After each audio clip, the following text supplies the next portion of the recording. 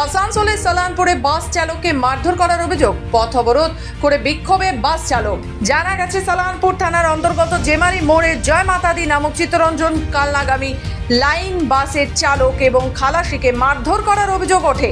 তারই জেরে প্রথমে জেমারি মোড়ে পথ অবরোধ, তারপর রূপনারায়ণপুর মোড়ে পথ অবরোধ করেন বাসের চালক ও খালাসি। জানা যায় বৃহস্পতিবার সন্ধ্যা নাগাদ জেমারি মোড়ে জেমারি বাসুদেবপুরের কিছু যুবক এসে বাসের চালক ও খালাসিকে ব্যাপক মারধর করে বলে জানা যায়।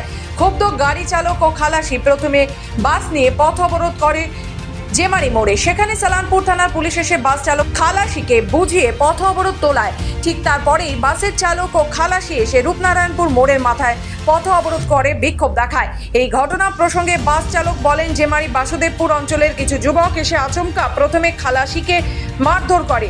আমি খালাসিকে বাঁচাতে গেলে আমাকেও মারধর করা হয়।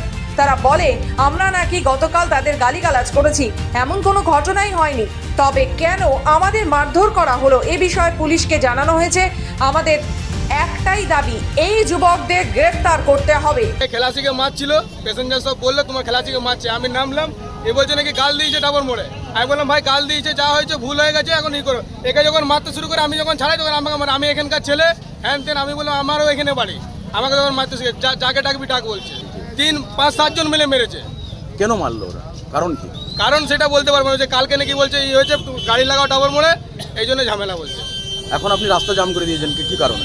আমি রাস্তায় জন্য আমাকে মেরেছে বলে জাম করেছি, আমার মাথা ফাটিয়ে দিয়েছে। কি চাইছেন? হ্যাঁ কি আমরা চাই? এটাই চাই। মানে আমরা তো রোডে চলছি, হ্যাঁ। আমরা তো সবাইকে নিয়ে যাচ্ছি, নিয়ে আসছি। তাহলে ড্রাইভারকে একটা মারার অপরাধ না? খবর পেয়ে সঙ্গে সঙ্গে রূপনারায়ণপুর ফাঁড়ির পুলিশ গিয়ে বাস চালককে বুঝিয়ে পথ অবরোধ তুলে নেয়। আসানসোল থেকে নিজস্ব প্রতিনিধি রিপোর্ট, খবর বাংলা।